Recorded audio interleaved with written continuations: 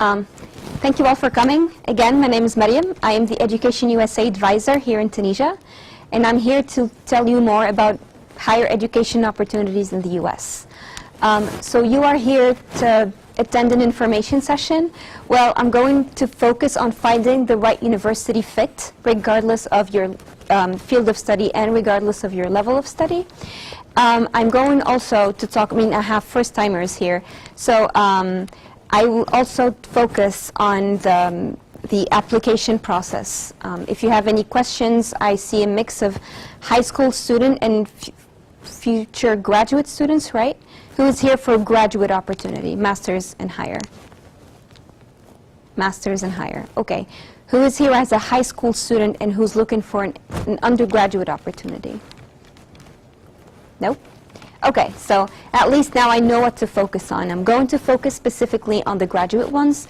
Again, if you are a high school student, you are more than welcome to ask your questions and I will answer them along the way.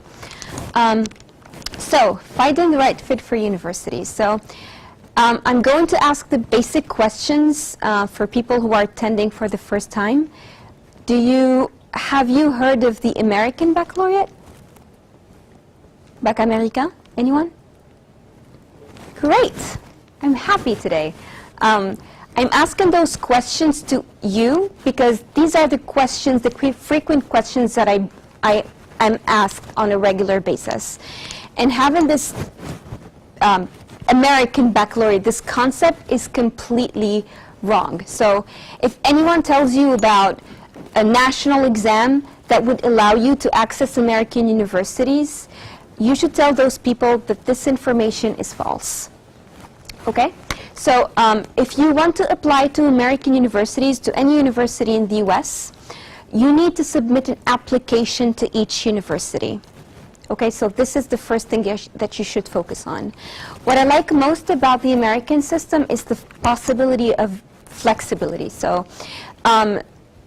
two concrete examples, the possibility for those who are applying to undergraduate degrees, the possibility of switching your major or having two majors at the same time or a major and a minor. So you can study much more than one thing. So that is the level of flexibility that is really, really helpful and that is really specific about the U.S. higher education system. The second thing about the graduate system in the U.S. is the absence of the complete separation between what is professional and what is research-oriented. I'm comparing to the Tunisian system. So you all know that if you are a licence fondamentale, you have access to research opportunity. If you are a master appliqué, master professionnel, or licence appliquée, with the licence appliquée, if you are one of the top students, you can access to research masters. But if you are a master pro student, you cannot access PhD opportunities. But in the US, it's much more flexible because you get a list of master's degrees that will allow you afterwards to be enrolled in a PhD program. This is why I want to focus more on the research, and this is why I want to talk about finding the right fit. Because when you research, for example, master's programs in the US, you can find 1 year master's, 2 years master's, you can find a master's with a thesis, a master's with research, or a non-thesis master's degree. And all of them, they can either allow you or not allow you according to the credits that you have validated.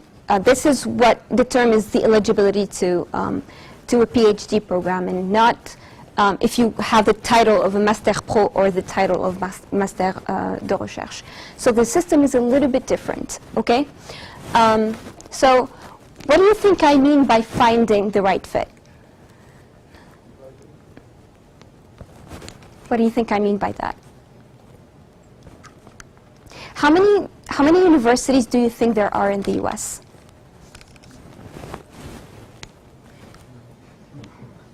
Le juste prix, come on. Thousands, that's true. There is somewhere between 4,500 and 5,000 universities in the US. So that is an approximate number. But do you think that all universities are reliable? Like you can just apply anywhere as long as it's the US. Is that correct? No. So before you find the right fit, the hardest thing, I mean, not hardest, but the most important aspect or the most important part of the whole selection process or the application process is finding the right list of universities to which you're going to apply. This is really, really important. So if you are an undergraduate student, if you are a graduate student, if you're a high school student looking for an undergraduate program, you definitely need to take your time to research universities, and you need to make thorough research, okay? The difference between someone who's applying for an undergraduate degree and someone who's applying for a graduate degree is, for you as Tunisian students, future graduate students, I highly advise you to contact faculty and staff to any university that you will potentially end up applying for. Okay? Contact them. They would love to hear from you. They want to hear your questions, and they will answer your questions. Just one small piece of advice. Once you decide to contact a university to have further information about their program, you need to make sure that you have already done thorough research through their website. I don't really recommend that you ask questions that are already mentioned on the website. So do your research before you reach out to those people. Okay? Do you have any questions so far? Okay, so first thing, we were talking about the reliability at some point. I was just jumping between facts. So do not assume that all universities in the U.S. are recognized by the state. Actually, for the program recognition and the credibility of the university and the program, in the U.S. we call this the accreditation. So I would personally recommend that you only apply to accredited universities. This is how you can guarantee that your diploma will have an academic value. And this is how you will end up using your diploma either for a professional experience after you graduate or an academic experience anywhere in the world, okay? Especially for Tunisia. The Tunisian government does not recognize non-accredited diplomas from any country in the world. So you really do want to pay attention to those details before you start doing any research about the university itself. So reliability is the first thing that you should focus on. Okay? Where do you start? You need to break down the list. Types of colleges and university, the learning environment, the location, the financial aid and scholarships, and of course the majors and the minors for those who are applying for undergraduate opportunities. Okay, so types of colleges and university. Do you know the difference between a college and a university? Okay, so there is a slight difference. For me, from my understanding of the U.S. higher education system, there are three types of université in the Tunisian way, of the Tunisian definition. According to the Tunisian definition, we have the community colleges, the colleges, and the universities. So the community colleges are higher education institutions that will allow the students to have a 2-year diploma.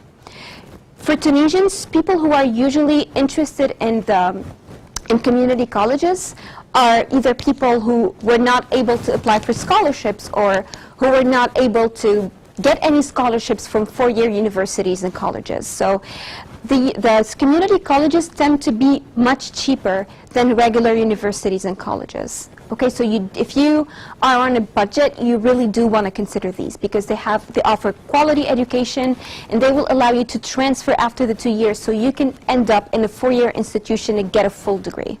Okay? The second type of Tunisians who apply to community colleges are for students who were not necessarily able to have really good grades in high school, but still they would like to get an education in the U.S. So I would consider, my view of community colleges are a second chance to really rise up your grades and to get a sense of, to get a solid academic portfolio that will allow you to transfer to a very competitive university.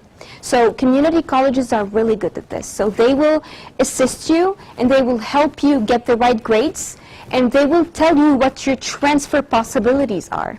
Okay? Some community colleges would tell you, look, I have one of the highest transfer rates to University X or University Y, and you might want to have that university on your list once you graduate from the community college. So you said, look, they have transfer experience with my dream university, so let me enroll in a community college, and afterwards I will do my best to transfer. But also keep your options open, because you might have, these universities, these community colleges might have high transfer rates to a university, four-year university in which you might be interested, but there are no guarantees, not all the time, at least. Okay, you can't just guarantee that you will end up going to the university, four-year university. Okay, but if you would like to choose a community college, you might want to take that factor into consideration. Okay, hold on. Okay. Learning environment, well, let's keep it the colleges and universities.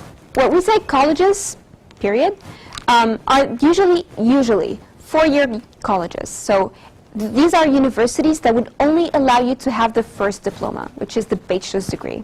Okay, one of the most famous types of colleges are the liberal art colleges. Have you heard of them before? Okay, so liberal art education is a system that is extremely flexible. Usually, Tunisian students who apply to liberal art colleges are the students who are interested in everything. So, for the U.S. higher education system, as a student, as a high school student, you are not required to choose what you would like to do for the rest of your life.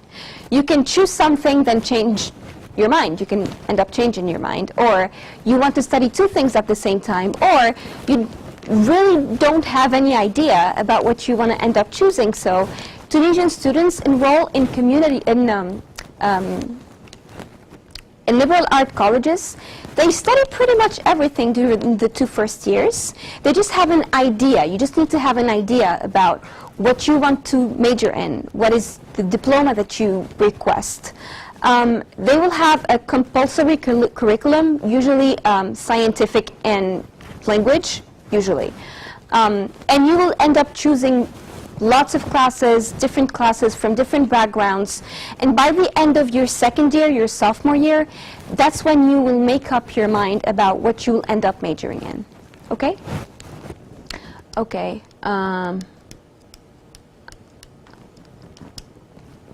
Okay, the learning environment. What kind of environment are you interested in? Some students would like to study in big-size universities. Some students are interested in small classroom sizes. So this is a very important factor to take into consideration. And of course, you have the location. You would like an urban setting, a suburban setting, a rural setting.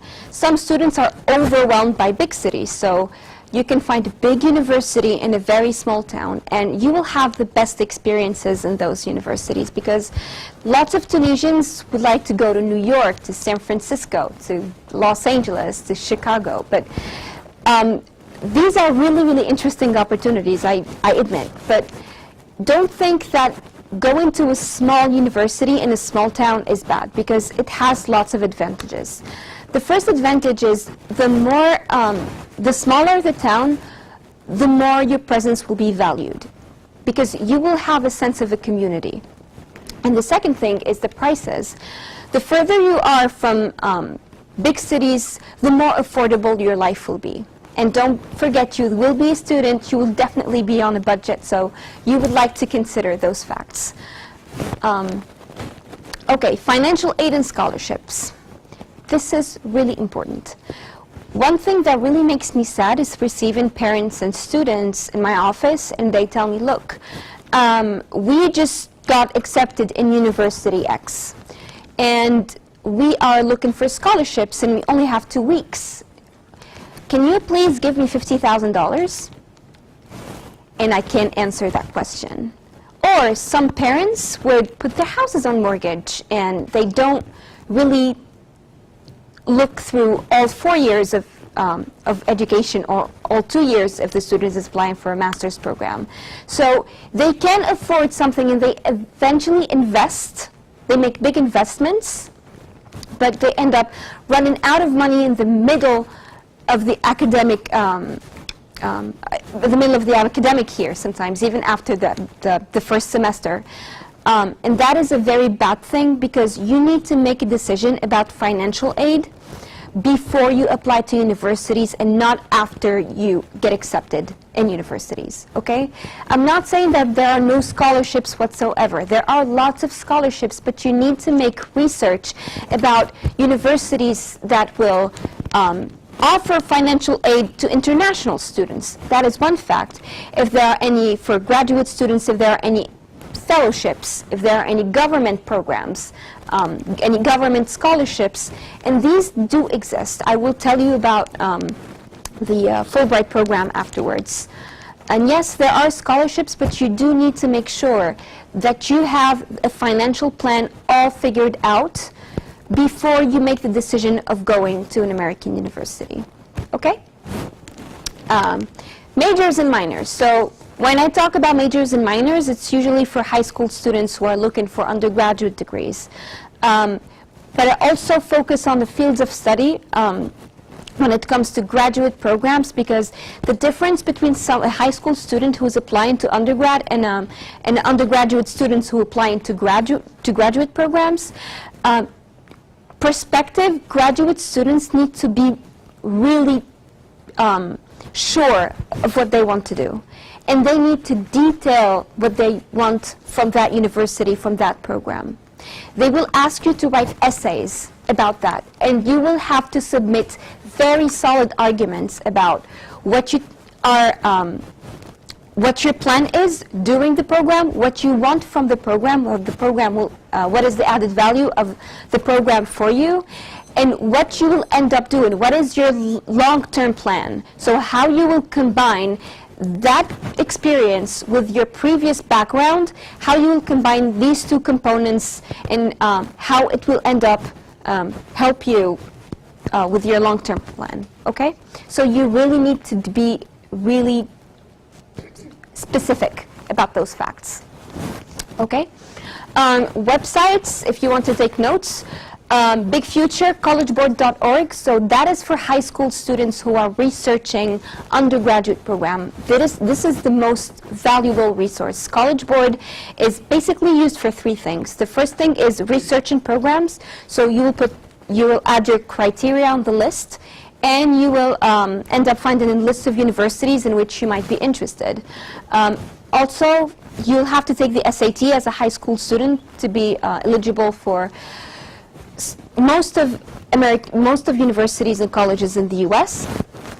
So the official website for the SAT program is College Board, and the College Board website will give you more information about the CSS profile, which is the financial aid application. The somehow equivalent of College Board to graduate students is Petersons.com. This one is really valuable because you will be lost. There are thousands of universities out there, and your needs are really specific. So it will help you choose universities according to the field of study and according to the location. And of course, you have more components like the cost, the duration of studies, etc. Okay? If you want to have more information about the ranking, U.S. News, I highly recommend U.S. News. Two really useful websites about accreditation that you would really like to check out is the U.S. Department of Education and CHEA.org. CHEA is the Council of Higher Education Accreditation. And I would like for you to turn to me to double check that the university for which you're applying is 100% reliable. Okay?